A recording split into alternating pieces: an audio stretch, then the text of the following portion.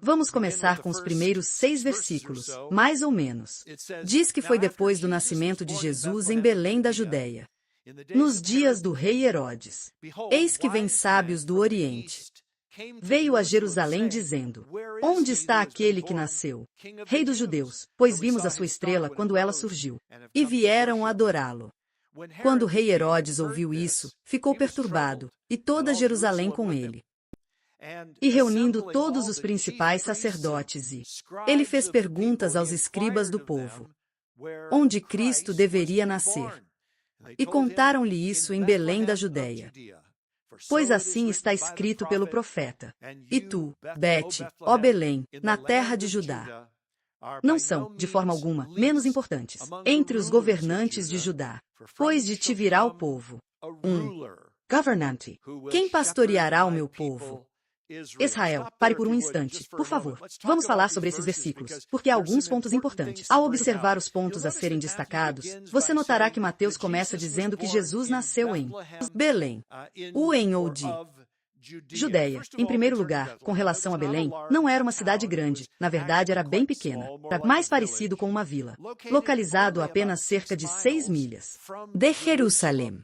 E antigamente Belém era conhecida como Efrata, ou superior.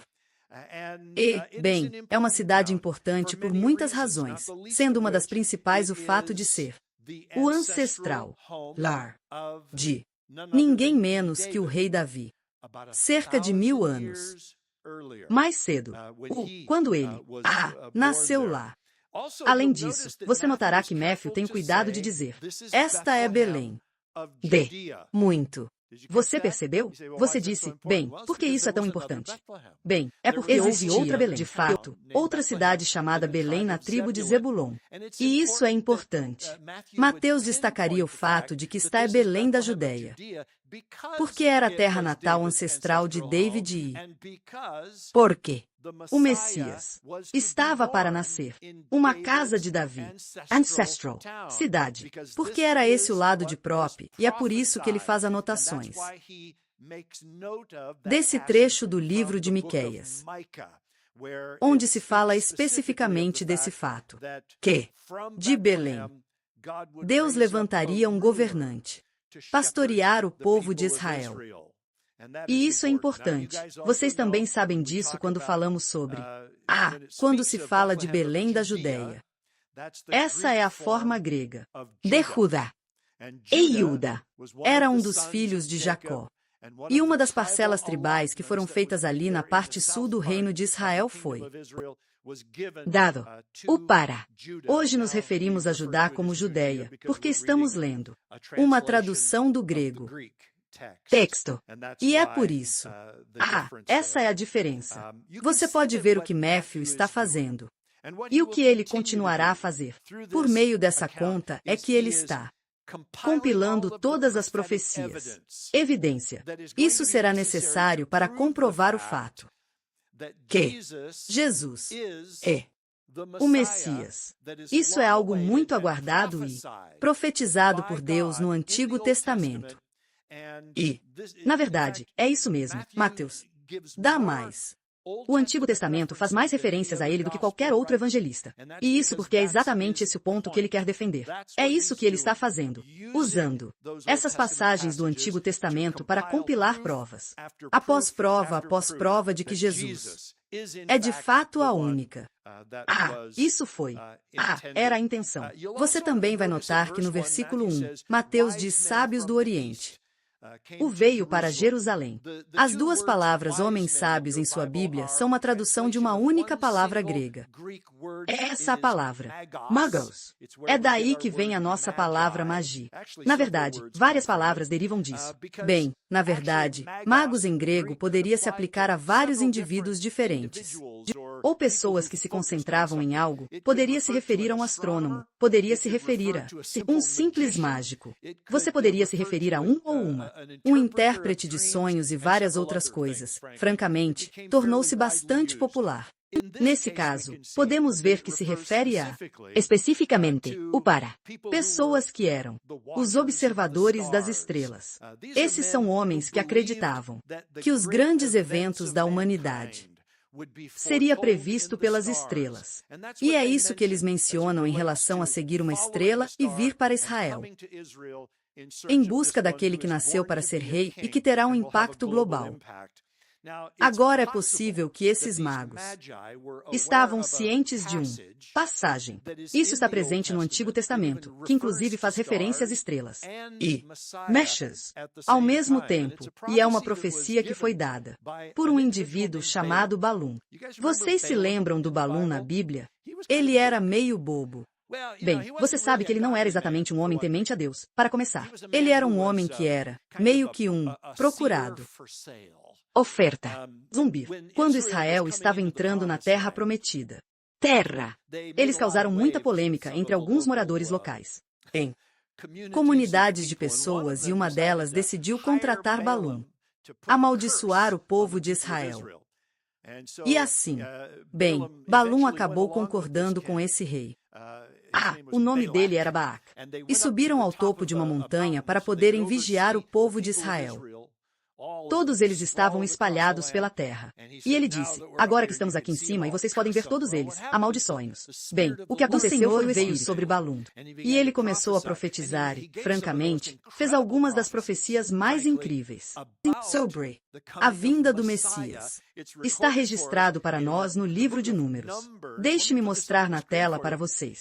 Diz aqui, e este é Balum falando através da inspiração do Espírito, ele diz, eu o vejo. Mas não. Agora, eu o contemplo. Mas não está perto, o que significa que ele ainda não chegou. Uma estrela sairá de Jacó, e um cetro surgirá de Israel, pois vocês sabem que um cetro era algo que pertencia ao rei. E assim, está uma declaração profética que Balum, de todas as pessoas, está fazendo sobre a vinda do Messias, e ele a relaciona com uma estrela saindo de Jacob. E não é interessante que eles estivessem, na verdade, seguindo uma estrela em suas jornadas? E, aliás, só para deixar claro, não quero estragar as músicas de Natal favoritas de ninguém, mas os sábios não eram. Então, o Three Kings está meio que fora da playlist. Na verdade, existem muitas músicas de Natal que realmente têm conteúdo que não é muito bíblico. Desculpe. Bem, esses caras não eram reis. Havia muito mais do que 3. Não diz exatamente, mas havia. Provavelmente vários. E eles não apareceram na noite do nascimento de Jesus. Vieram vários meses depois. Típicos burocratas. Tarde. Você sabe, mas enfim. As coisas meio que aconteceram assim. E me desculpe se a música não combina muito, mas finalmente você vai. Observe que Mateus data toda essa declaração. Aqui, nesses primeiros versículos, está dizendo que Jesus nasceu nos dias do rei Herodes. E ele está se referindo aqui a Herodes, o Grande, e este é o primeiro Herodes que ascendeu ao trono. Zamber. Ele é comparado a Herodes, o Grande, porque, francamente, ele fez muitas coisas grandiosas. Em termos de você sabe, o prédio dele, do que ele construiu, o que ele reconstruiu. Templo. Ele. Depois que os babilônios a destruíram muitos anos antes, ele reconstruiu muitas coisas. Ele era realmente brilhante. Administrador. Só havia um problema. Ele era um louco. Quero dizer, ele era literalmente um louco. Ele matou 2 de seus filhos simplesmente porque eles o irritavam profundamente. Ele matou o dele. Esposa. E como vocês verão, ele fará muito pior. O versículo 7 seguintes dizem, então Herodes convocou os sábios em segredo e averiguaram junto deles a que horas a estrela havia aparecido. E ele os enviou a Belém, dizendo, ide buscai diligentemente a criança, e quando a encontrardes, a encontrareis. Ele me trouxe notícias para que eu também pudesse vir adorá-lo. Ele não tinha intenção de... A adoração a essa criança era algo que Herodes já havia planejado. Seu plano para destruir Jesus, naquele momento, simplesmente queria reunir as informações necessárias para localizar o paradeiro do bebê para que ele pudesse se livrar dele. E diz no versículo 9, depois de ouvirem o rei, eles seguiram seu caminho e eis que apareceu a estrela, que eles viram quando Rose foi à frente deles até parar sobre o lugar onde a criança estava. Agora, o que você acabou de ler na sua Bíblia é um milagre sobrenatural porque, antes de mais nada, as estrelas não param. Eles continuam se movimentando. E o motivo é que eles não continuam se movendo. Quer dizer, eu não sei se eles estão se movendo, eu não sou astrônomo, mas eu sei que o planeta em que vivemos está em movimento. Então, se você pegasse uma câmera, a colocasse em um tripé e a deixasse gravar por várias horas, Você veria as estrelas se movendo. Tenho certeza que já viu aquelas fotos. Elas se movem pelo céu. Na verdade, somos nós que estamos nos movimentando na maior parte do tempo. Mas você sabe, eles não vêm para descansar. Sobre uma área específica para identificá-la e dizer sim. Bem aí, sabe? É exatamente isso. Isto é um ou uma. Sobrenatural. Esta é uma obra sobrenatural de Deus e acredito que é por isso que diz o quê? Está escrito no versículo 10. Se você olhar comigo na sua Bíblia, verá que está escrito: quando viram a estrela, alegraram-se muito. Com muita alegria me lembro agora. Esses são astrônomos. Eles estão acostumados a observar as estrelas. Eles observam as estrelas o tempo todo. Mas esta é a primeira vez que eles veem isso acontecer. Eles nunca viram uma estrela chegar sobre uma área específica. E eles são, ao lado, eles mesmos com alegria, porque eles sabem que estão testemunhando um fenômeno sobrenatural. Fenômeno, e é simplesmente uma loucura. E, aliás, eu já li toneladas disso. Os comentaristas tentam. Descreva como isso poderia ter acontecido. Travel Huddle. E eles tentam fazer isso naturalmente, mas todas as explicações deles são simplesmente horríveis. Quer dizer, nenhum deles é convincente porque é muito difícil explicar supernatural. Eventos. Além de dizer que foi um evento sobrenatural. Versículo 11. Continue lendo comigo e, ao entrar na casa, perceba que eles não estão mais em um celeiro. Eles se mudaram para uma casa que é bom conhecer. Eles viram a criança com Maria, sua mãe. E eles caíram. E o adoravam. Então, abrindo seus tesouros, eles lhe ofereceram presentes e depois os nomearam. E é claro que estamos acostumados com isso. Esse ouro, incenso e mirra. E, aliás, esses eram presentes bastante luxuosos. Por quê? Eles acreditavam. Esta criança, para serem da realeza, eles acreditavam que essa criança seria um rei, portanto. Eles trouxeram os presentes que estavam lá, apropriado para um rei. A primeira, claro, é de ouro. E o ouro é símbolo de realeza. Zamber. Se você ler o Antigo Testamento, na época de Salomão, o filho de Davi chegou ao poder. Em Jerusalém você vai se lembrar que ele produzia ouro. Era tão comum que as pessoas perderam a conta de quanto existia. De fato, era tão frequente. A Bíblia nos conta que a prata se tornou quase sem valor. Porque havia muito ouro. Certo? Então o ouro está ligado a e simboliza, por assim dizer, A realeza. e então tínhamos o incenso, que era essencialmente uma pomada. Isso foi perfumado. E era algo perfumado. Os salões dos ricos e da realeza, e eu ouvi dizer que isso sugere uma vida sem pecado. A vida divina. Não tenho certeza se isso é verdade. Mas eles trouxeram outra coisa que é realmente muito interessante. Mirra. E a mirra é amarga. Erva. E você fica pensando, por que eles fariam isso? Por que trazer algo assim? Simbolizado. A amargura parece estar interligada ao fato de que Era amargo. que Jesus continuaria a perseverar. Nossos pecados foram provados na cruz. A amargura de nossa pena, na cruz. E assim, aquele dom em particular Era. Descubra o que há de interessante em todos esses presentes. É que existe Prophetical. declaração feita no livro de Isaías. Que se repete. Alguns deles, eles. E eu quero mostrar isso para vocês na tela. É do livro de Isaías. Capítulo 6:6. Diz que uma multidão de camelôs te cobrirá, os camelôs jovens de Midian. Um efa. Todos aqueles de Sabá virão, eles trarão ouro, E o incenso trará boas novas. Os louvores do Senhor. Agora você olha para isso e pensa, que interessante. E a propósito, eles estão vindo apresentar isso a um rei. Então você pensa, bem, essa é uma profecia interessante, mas eles deixaram uma de fora. Eles deixaram de usar mirra. Portanto, obviamente, esta não é uma profecia precisa sobre eles trazerem os presentes dos reis magos ao menino Jesus. Bem, não era para ser. Não é uma profecia dos reis magos trazendo presentes para o menino Jesus. É uma profecia sobre o povo, os reis da terra trazendo presentes. Messias, quando ele governa e reina durante o milênio. Reino. É disso que trata essa profecia. Esse é o contexto da passagem. Então por que eles param de falar? Mira. Porque a amargura do sofrimento já passou. Isso foi realizado na cruz. E acabou. Está tudo terminado, e agora eles simplesmente trazem os presentes, que falam da glória e da majestade de um rei.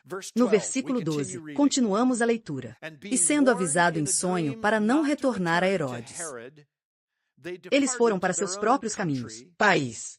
Por outro lado, e esse não é o único sonho que acontece aqui, onde o Senhor está presente, falando. Depois que eles partiram, eis que um anjo do Senhor apareceu a José em sonho, e disse, levantem-se, tomem o menino e sua mãe e fujam para o Egito.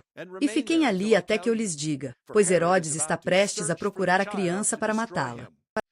E ele se levantou, tomou o menino e sua mãe durante a noite e partiu para o Egito. E lá permaneceu até a morte de Herodes. Isso era para cumprir o que o Senhor havia falado por meio do profeta do Egito, eu chamei de meu filho. Bem, a primeira coisa que você vê aqui é Deus protegendo seu filho, e isso é o mais importante. Mas também há uma declaração aqui com a qual precisamos lidar. E essa é a declaração de Mateus, que... e a propósito, ele está citando uma passagem de Oséias e está dizendo, em essência, que isso se aplica a Jesus. Do Egito chamei meu filho. Bem, esta é a primeira de algumas vezes que Mateus usará uma passagem do Antigo Testamento ou declaração profética que se refere a algo. Outro. E ele vai aplicar isso a Jesus. Porque você vê essa passagem novamente, que aparece em Oséias. Deixe-me colocá-la na tela. É de Oséias. No capítulo 11, versículo 1, está escrito, quando Israel era criança, eu amei do Egito chamei meu filho.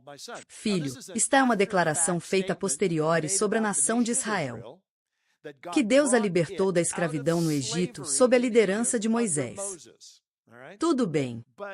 Mas Mateus está aplicando isso a Jesus. Por meio da inspiração do Espírito Santo, ele está pegando uma passagem que nós, de outra forma, poderíamos ler e interpretar de maneira. Isso não tem nada a ver com Jesus. E, no entanto, ele afirma que sim. Ele diz que, na verdade, esta é a realização suprema de. A razão pela qual destaco essa passagem em particular é porque esta não é a primeira nem a última vez.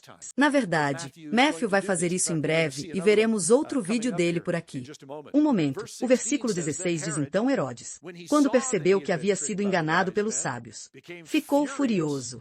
E mandou matar todos os meninos de Belém e de toda aquela região que tinham 2 anos de idade, ou menos, de acordo com o tempo que ele havia apurado junto aos sábios. Homens. Uau! Você sabe que já leu essa passagem tantas vezes que a lemos tantas vezes que você já leu. Provavelmente, todo Natal, lemos isso sempre que estamos lendo o Evangelho de Mateus e nos deparamos com essa passagem. E nós respondemos, sim, Herodes matou todos os bebês do sexo masculino, não apenas em Belém, mas em todo o país. Região. Ok. Isso havia muito mais do que apenas aquilo em que se vivia. Belém. Quero dizer, isto é puro. Apenas. Mas você sabe, não foi Herodes quem desembainhou a espada. E foram lá e mataram aqueles bebês. Os soldados fizeram isso. E isso me faz pensar nos soldados e no que eles tiveram que fazer. Quer dizer, você consegue imaginar? Imaginar. Ser. Soldado. Em Herodes. Exército. E receber uma ordem. Entrar na terra. Em torno de Belém e arredores. Massacre. Qualquer. Você consegue imaginar uma criança do sexo masculino com 2 anos ou menos? Você consegue imaginar o que aqueles caras passaram lidando com isso? Mas, por outro lado, esse cara assassinou os próprios 2 filhos. E o dele? Esposa. Mateus continua aqui em versos 17. E é aqui que voltamos a uma dessas passagens interessantes. Com o cumprimento duplo, ele diz que então o que foi dito pelo profeta foi cumprido. Jeremias. Uma voz foi ouvida na RMA. Raquel chorava em alta lamentação. Chorando por seus filhos, ela recusou ser consolada. Por quê? Eles não existem mais. Mais uma vez, de novo, você vê aqui. As palavras originalmente atribuídas a Jeremias se referiam a outro evento. Esta profecia, Ou, francamente, essa declaração foi feita por Jeremias. Quem? Testament Hodel, Ele próprio, pessoalmente, foi a sua ruína. De Jerusalém, quando todo o poço, quando o exército babilônico invadiu a cidade, a conquistou e a destruiu. A cidade matou muitas pessoas e levou o restante como prisioneiro para o reino persa. Ele testemunhou isso e recebeu isso. Palavra. Que existe um boss. Um grito que podia ser ouvido em RMA, e então ele menciona notar Raquel chorando por seus filhos. Raquel, é claro, era esposa de Jacó, o filho de Isaac. E ela já havia falecido há muito tempo, mas ele se refere a ela porque ela era considerada a mãe simbólica, mãe da nação de Israel. E, novamente através da invocação do Espírito Santo, Mateus retoma esta declaração feita por Jeremias e diz isto. cumprido, Através da morte desses bebês do sexo masculino dentro e ao redor. Belém. E as palavras de Jeremias também se aplicam a esse evento. Em direção a 19. Mas quando Herodes morreu, eis que um anjo do Senhor apareceu em sonho a José, no Egito, dizendo, levanta-te e toma as mãos, e toma o teu coração. A criança e sua mãe vão para a terra de Israel, pois aqueles que procuravam a vida da criança estão. Morreu. E ele se levantou, tomou o menino e sua mãe e foi para a terra de Israel. Mas quando ele ouviu aquele Arus estava reinando sobre a Judéia no lugar de seu pai Herodes, ele tinha medo de ir para lá e o motivo era que o medo de ir lá se deve a Arquelas.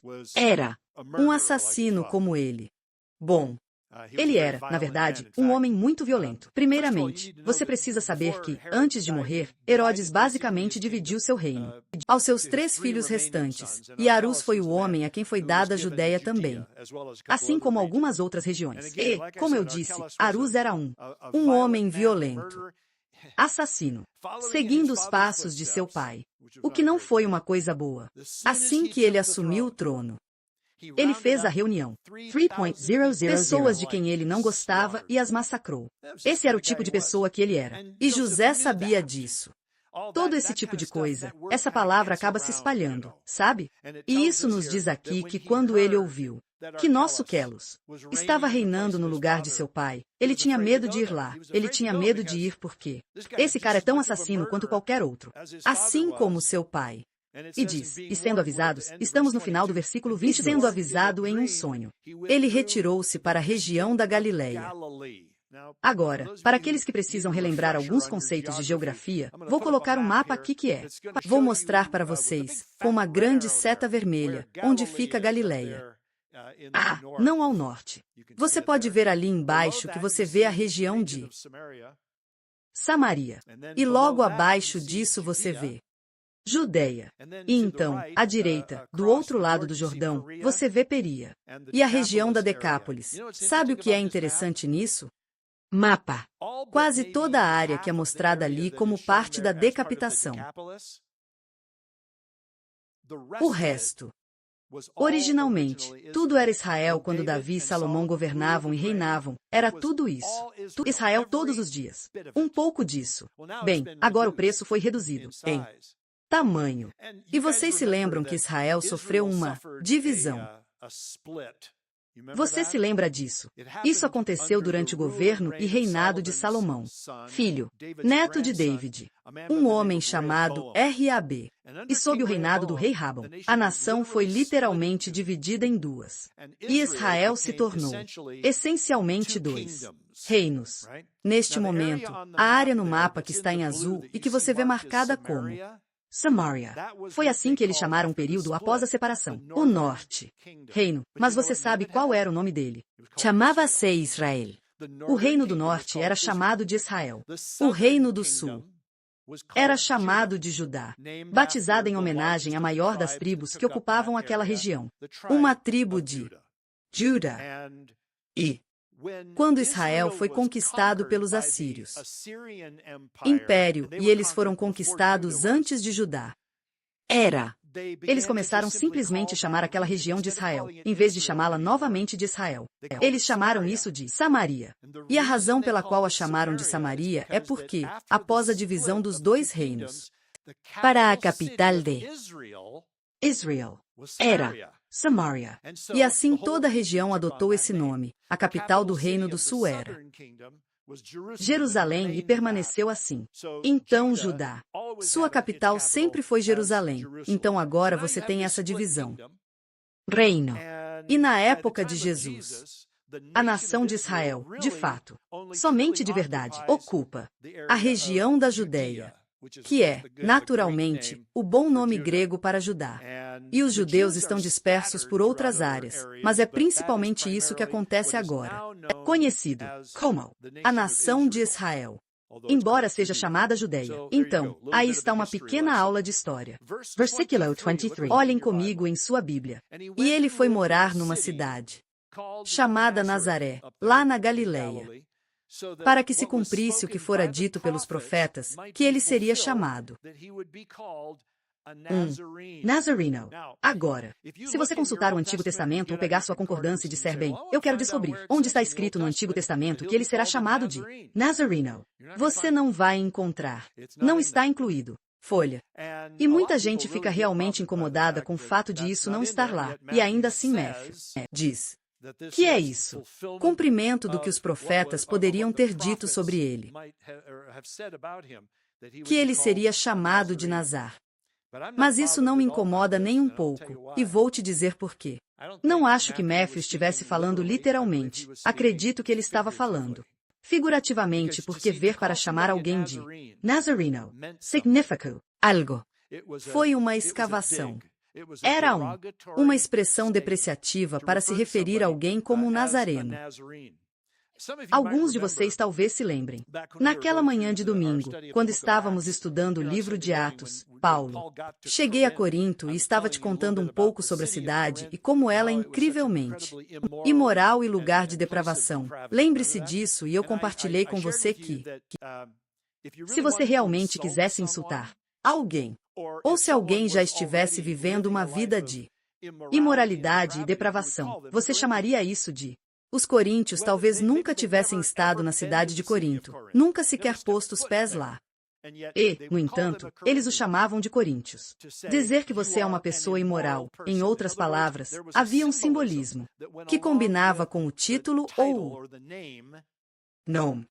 Coríntios, tudo bem, por que estou lhes dizendo isso? Bem, porque eu acredito que seja exatamente isso. O que está acontecendo aqui? Mateus registra que ele seria chamado Nazareno. E isso era algo que importava para os judeus. Era uma declaração depreciativa. Os judeus não tinham uma boa opinião sobre pessoas de determinada origem. Nazar. Eles pensavam que eram gentis.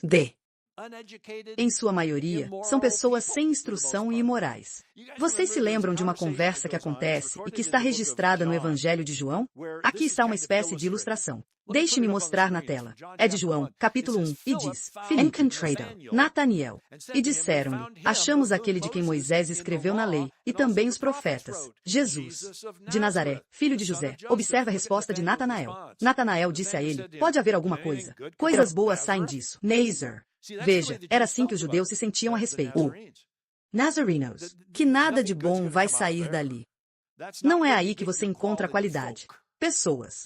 Certo, isso simplesmente não acontece. E essa era a atitude geral em relação a isso. Então você vê quando Mateus escreveu que será chamado de Nazareno, referindo-se a como as pessoas se sentiam em relação a Nazarina.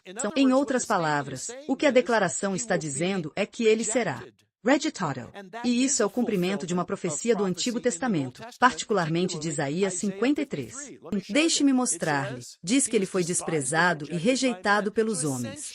Essencialmente, o que Mateus está nos dizendo é que, ao se referir a ele como Nazareno, as pessoas iriam rejeitar ele. Mas não todo mundo. Sabemos também que ele seria chamado por outro nome. Também nos foi dado no livro de Isaías. Deixe-me mostrar Isaías capítulo 7:14. Eis que a virgem conceberá e dará à luz um filho, e o chamará pelo nome Emmanuel. Em que parte da Bíblia encontramos pessoas chamando Jesus de Jesus? Emmanuel. Você não Por quê? Porque não é uma afirmação literal, mas sim uma referência ao simbolismo. É isso que está por trás do significado do nome. O que significa Emanuel? Significa Deus está com você. Nós. Portanto, o que Isaías está profetizando é o que algumas pessoas vão dizer sobre Jesus. Deus está conosco. Eles vão literalmente ouvi-lo, vão ver o que ele faz e vão dizer: Deus é aqui, na pessoa deste indivíduo, por direito. Isso não significa que vão sair por aí chamando de Emanuel. Trata-se do simbolismo associado ao nome, o mesmo que acontece com o Nazareno. Ele será conhecido como Nazareno. Em outras palavras, algumas pessoas o rejeitarão, embora outras vão reconhecer. Deus está conosco. E assim você tem essencialmente aqui, nesses dois nomes para Messias, uma imagem de as duas respostas. Essencialmente, aquilo que Jesus evocaria. Algumas pessoas diriam que Deus está conosco, e outras diriam: Ele é apenas um Nazareno.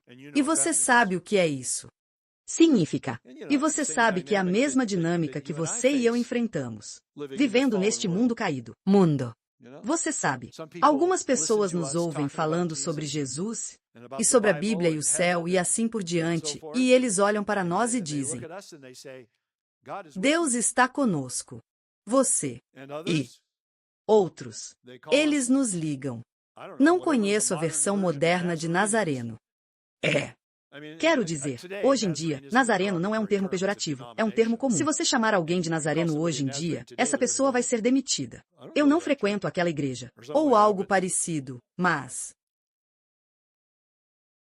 seja lá como te chamem, alguns irão te rejeitar, e alguns irão te aceitar. É a mesma coisa, com Jesus, mas você sabe, tanto faz. Palavras eles usar.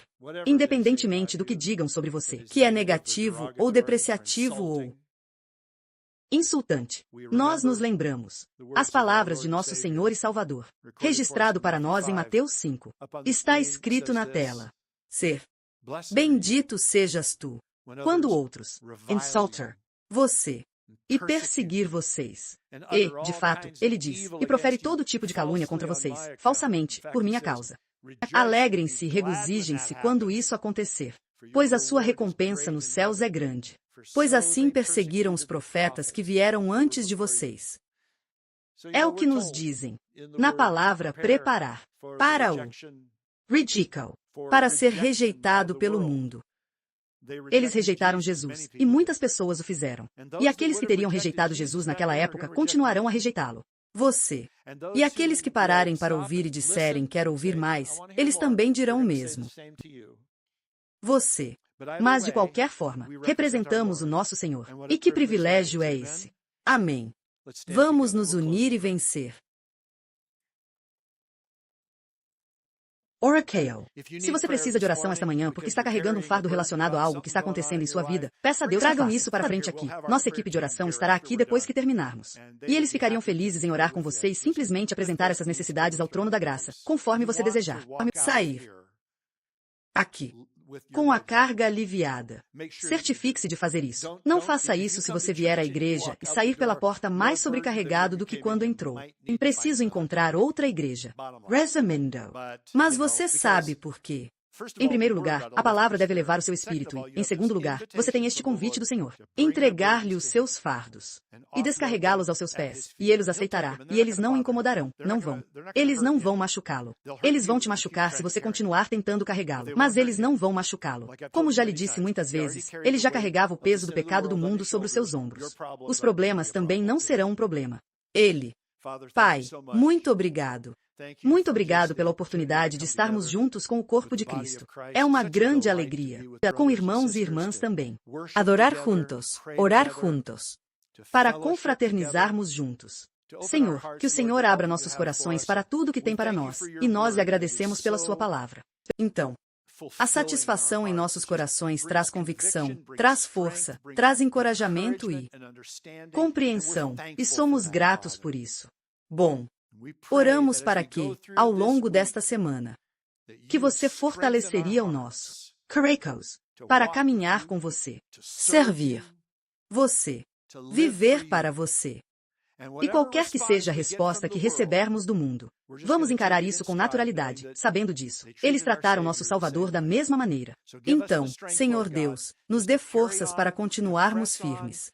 Ser o sal e a luz Que você nos chamou para ser, em um mundo sombrio que busca respostas. e não encontrei nada. Podemos apresentar-lhes um respondente, Jesus Cristo, pois é nesse nome que tudo está. Nós oramos. E todo o povo de Deus disse em uníssono: Amém. Deus te abençoe e tenha um bom resto de domingo.